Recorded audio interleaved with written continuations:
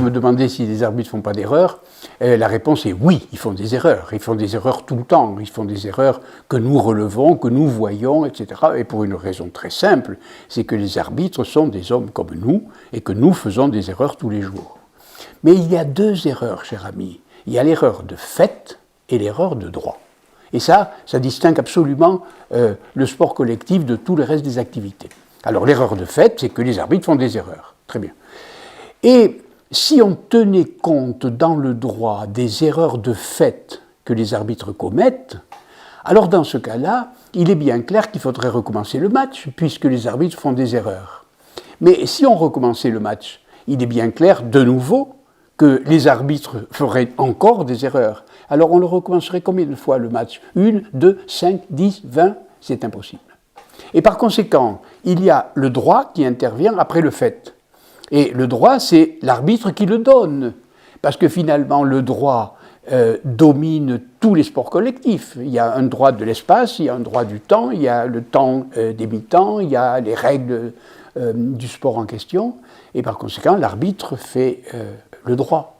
Et par conséquent, comme on peut pas refaire le match, eh bien, en droit, l'arbitre ne fait jamais d'erreur. Critiquer l'arbitre, alors là, vraiment, c'est très immoral ou anti-éthique. C'est anti-droit, mais aussi anti-éthique, parce qu'il y a quand même un esprit du sport.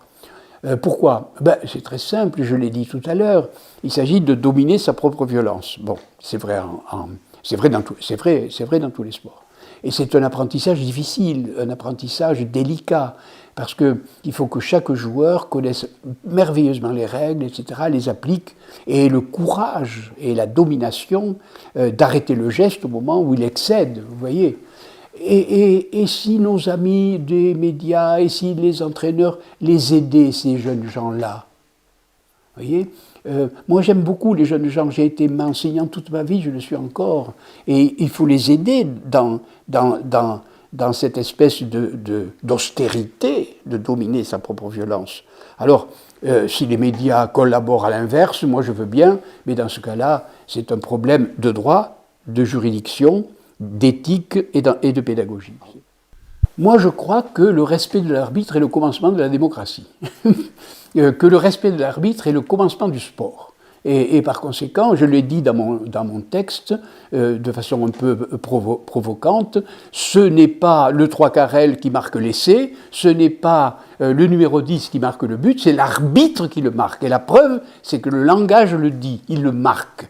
Et le mot marquer, le verbe marquer n'a rien à voir avec lancer un ballon dans les filets ou porter le ballon ovale dans une aire donnée.